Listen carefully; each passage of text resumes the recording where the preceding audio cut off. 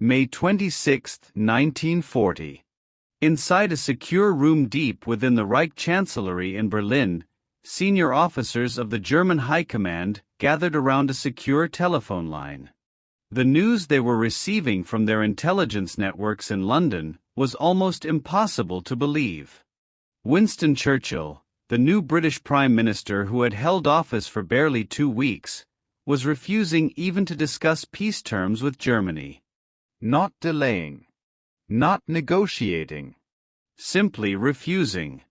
Admiral Wilhelm Canaris, head of the Abwehr, Germany's military intelligence service, studied the latest intercepts with growing concern. Field Marshal Wilhelm Keitel shook his head in disbelief. General Franz Halder, chief of the Army General Staff, set down his notes with unusual force. Their calculations had been precise. Their victory complete. France was collapsing. The British Expeditionary Force was trapped at Dunkirk with its back to the sea. Britain stood alone, vulnerable, essentially defenseless. Any rational leader would at least explore terms. Churchill, it seemed, was not any rational leader. The German military leadership had expected many things from the British. Defiance, certainly. Bravery in defeat, probably.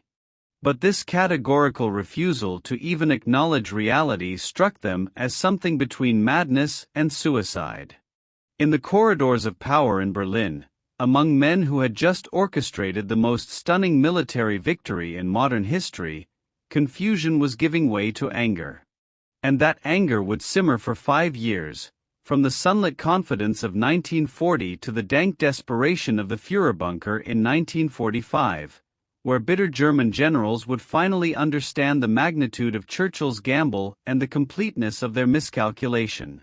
To understand what was said inside Hitler's various headquarters when Churchill repeatedly said no, you have to understand what the German leadership expected in the spring of 1940. By May, German forces had accomplished what seemed impossible. They had smashed through the supposedly impregnable Maginot Line by simply going around it through the Ardennes forest. They had split the Allied armies in two. They had driven the British Expeditionary Force and remnants of the French First Army into an ever-shrinking pocket around the Channel port of Dunkirk. From a military perspective, the war in the West appeared finished.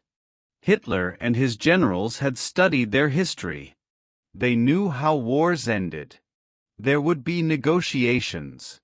Terms would be discussed. The victorious power would dictate conditions, certainly, but there would be a settlement. This was how civilization worked. This was how even the most devastating conflicts reached conclusion. The Treaty of Versailles after World War I had been harsh, but it had been a negotiated settlement. Hitler expected something similar now, with Germany in the position of strength. On May 24, Hitler issued one of the most controversial orders of the war, the halt order that stopped German tanks short of Dunkirk. For decades, historians debated whether Hitler deliberately allowed the British to escape, hoping to make peace easier. The truth was more complex.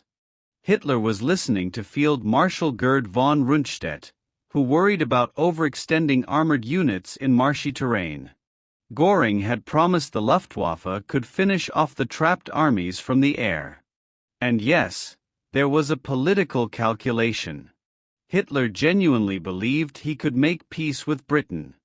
Allowing their army to escape might demonstrate German goodwill, might show that he bore the British Empire no malice, might smooth the path to negotiation.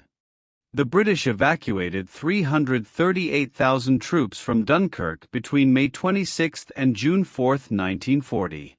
It was a military miracle achieved by an armada of naval vessels and civilian boats.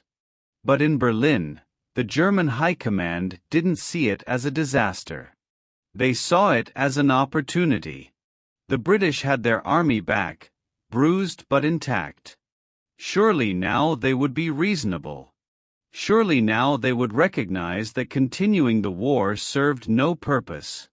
On June 22, France signed an armistice with Germany in the same railway car where Germany had signed its surrender in 1918. Hitler had achieved what the Kaiser's armies could not. He had conquered France in 6 weeks. He stood at the peak of his power, master of Europe from the Arctic Circle to the Pyrenees. Britain's situation appeared hopeless. She had no allies on the continent. Her army had been driven from Europe. Her air force was outnumbered. An invasion seemed not only possible but probable. This was the moment when Hitler expected Churchill to see reason. Inside the Reich Chancellery, preparations began for the peace conference that would surely follow. Terms were discussed.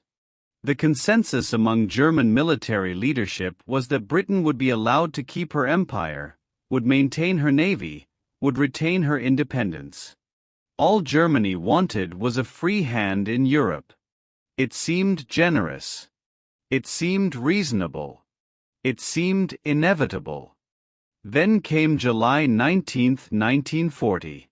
Hitler addressed the Reichstag in one of the most important speeches of his career.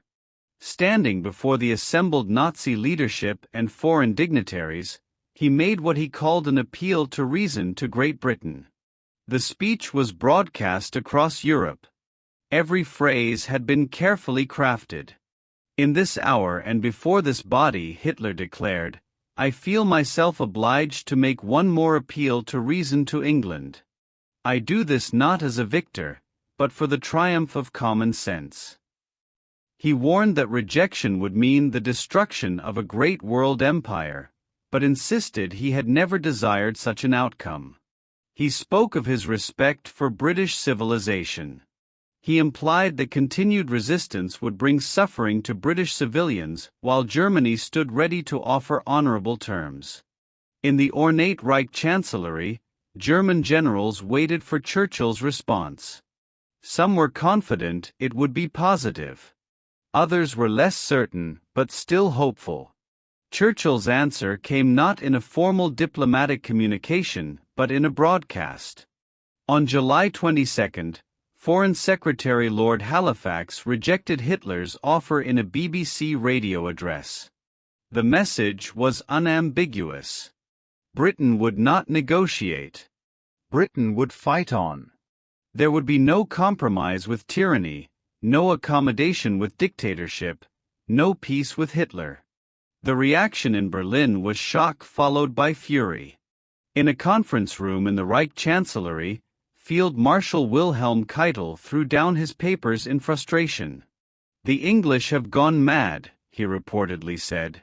General Jodl, Hitler's chief of operations, was more analytical but no less disturbed. Britain couldn't win, he pointed out. They had no army to invade Europe. The Luftwaffe outnumbered the Royal Air Force. Their situation was hopeless. So why wouldn't they negotiate? Admiral Erich Raeder, commander of the Kriegsmarine, understood the situation better than most. He had studied British history. He knew the Royal Navy's power. He recognized that invading Britain would be extraordinarily difficult, possibly impossible without complete air superiority. In a meeting with Hitler on July 31, Raeder was blunt. An invasion could not take place before September, and even then it would be extremely risky. The Royal Navy could tear apart any invasion fleet. German barges converted from river transport were no match for British destroyers and cruisers. Hitler was caught between military reality and political necessity. He had conquered Europe, but Britain refused to acknowledge defeat. Operation Sea Lion, the planned invasion of Britain, was approved but never truly believed in by the German Naval Command. The arguments in Hitler's headquarters grew heated. Some generals wanted to focus on the Mediterranean, striking at British positions in Egypt and the Middle East. Others argued for an invasion of the Soviet Union, turning east to secure the resources and living space Hitler had always desired. But always, the question returned. Why wouldn't Churchill negotiate? What did he hope to gain? The British were bombing Germany, yes, but their raids were pinpricks. The Luftwaffe's assault on Britain during the Battle of Britain was intense, destructive, yet somehow Britain fought on. German pilots returned with tales of desperate resistance, of RAF fighters appearing from nowhere despite intelligence reports that the Royal Air Force was near collapse. By September 1940, it was clear the Battle of Britain had failed to achieve air superiority. The planned invasion was postponed indefinitely. In military headquarters across Germany, the frustration was palpable. They had won the war, yet somehow the war continued. And Churchill, stubborn, unreasonable Churchill, simply would not acknowledge reality. Then came May 10, 1941, and one of the strangest episodes of the war. Rudolf Hess, Hitler's deputy and one of the most senior Nazis, flew solo to Scotland in a Messerschmitt fighter. His mission, apparently undertaken without Hitler's explicit approval though almost certainly known to him, was to negotiate peace directly with British aristocrats he believed would be receptive. Hess carried with him a comprehensive peace proposal. Germany would withdraw from Western Europe, from Norway, from France, from the Low Countries. Britain would retain her empire. All Germany asked was a free hand to attack the Soviet Union without British interference. It was a generous offer, one that would have saved millions of lives and left the British Empire intact. Churchill had Hess arrested immediately. There would be no negotiations, no discussions, no consideration of terms. Hess would spend the rest of the war in British custody and eventually face trial at Nuremberg. In Berlin, when Hitler learned that Hess had been captured and the mission had failed, his rage was volcanic. But the anger wasn't just about Hess's unauthorized flight. It was about Churchill's absolute refusal to even listen. In a conference room in the new Reich Chancellery, General Halder confided to colleagues that Churchill's intransigence was forcing Germany into strategic corners. They were planning Operation Barbarossa, the invasion of the Soviet Union, but it meant fighting on two fronts, the nightmare scenario that had doomed Germany in World War I. If only Britain would see reason, they could crush the Soviets together, Halder argued. Instead, they would have to watch their backs in the West while fighting in the East. Field Marshal Wilhelm Keitel, Hitler's closest military advisor, was more blunt in private conversations. Churchill is condemning his own people to needless suffering, he said to staff officers. We have offered generous terms repeatedly. He refuses even to discuss them. What kind of leader sacrifices his nation for pride? But there was a note of grudging respect in Keitel's frustration. Churchill wasn't negotiating because he believed he could win. Somehow, impossibly, he thought Britain could prevail. The decision to invade the Soviet Union in June 1941 was influenced heavily by Churchill's refusal to make peace. Hitler calculated that if he could destroy the Soviet Union quickly, Britain would finally have no hope of finding a continental ally. The quick victory in Russia that Hitler anticipated would leave Britain completely isolated, forcing Churchill's hand at last. But Russia didn't collapse in 6 weeks like France had. The invasion bogged down. Winter came early and brutal. And still, Britain fought on. In military planning sessions throughout 1942 and 1943, German generals increasingly blamed Churchill for their strategic dilemmas. The Afrika Korps fighting in North Africa, the garrison troops occupying Western Europe, the bomber defenses draining resources from the Eastern Front, all of this could have been avoided if Churchill had simply been reasonable back in 1940. The professional military men of the Wehrmacht understood logistics and resources. They could calculate force ratios and production capacity. They increasingly saw that Germany was being ground down in a war of attrition it couldn't win. By 1944, with Allied armies landing in Normandy and Soviet forces rolling westward, some German generals began to plot against Hitler. The July 20th bomb plot, led by Colonel Claus von Stauffenberg, aimed to kill Hitler and negotiate peace with the Western Allies. The conspirators hoped that with Hitler dead, Churchill might finally be willing to discuss terms. The plot failed. Hitler survived. The conspirators were executed. And Churchill made clear that there would be no separate peace, no negotiated settlement. Only unconditional surrender.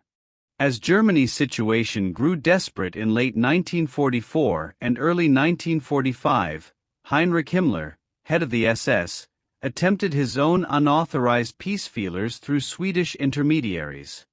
He hoped to drive a wedge between the Western Allies and the Soviet Union, offering to surrender to Britain and America while continuing to fight Russia. The Allies rejected his approach immediately. When Hitler learned of Himmler's betrayal in April 1945, his fury was absolute. Himmler was declared a traitor. His SS representative in the bunker, Hermann Fegelein, was taken out and shot. This brings us to the Führerbunker in April 1945. 50 feet beneath the Reich Chancellery garden, in a cramped concrete tomb illuminated by naked bulbs and smelling of diesel fumes and human waste, Hitler spent his final days surrounded by the last loyalists and the officers who had nowhere else to go. The daily military briefings in the bunker were exercises in delusion and denial, Hitler moving phantom armies on maps, ordering attacks by divisions that no longer existed, raging at generals who reported truths he couldn't accept. But in private moments, in conversations recorded by those who survived, Hitler and his remaining military advisors returned again and again to Churchill's refusal to negotiate. General Wilhelm Burgdorf, one of the senior officers in the bunker, spoke bitterly about how different things might have been. If Churchill had accepted the generous terms offered in 1940, Germany could have focused all its power on the Soviet Union. The communist menace would have been destroyed. Britain would have kept her empire. Europe would have been at peace. Field Marshal Wilhelm Keitel, who stayed with Hitler until almost the very end, raged about Churchill's sporting spirit, or rather the lack of it. Hitler had shown mercy at Dunkirk, Keitel claimed, allowing the British army to escape. And how did Churchill repay this gesture? With bomber raids on German cities. With refusal to even discuss peace terms. With a stubborn determination to fight until Germany was destroyed. General Hans Krebs, who became Hitler's last army chief of staff, offered a different perspective in the bunker's final days. Perhaps, he suggested quietly to other officers, they had misunderstood Churchill from the beginning. Perhaps Churchill had never seen the war as a rational calculation of forces and resources. Perhaps for Churchill, it had always been about something else, about principles, about refusing to bow to tyranny regardless of the cost. On April 22, 1945, during a military conference in the bunker, Hitler finally acknowledged that the war was lost. Surrounded by maps showing Soviet forces closing in on Berlin from all sides, with American and British armies approaching from the west, Hitler flew into one of his final rages. He blamed his generals for lacking the will to fight. He blamed the German people for being too weak.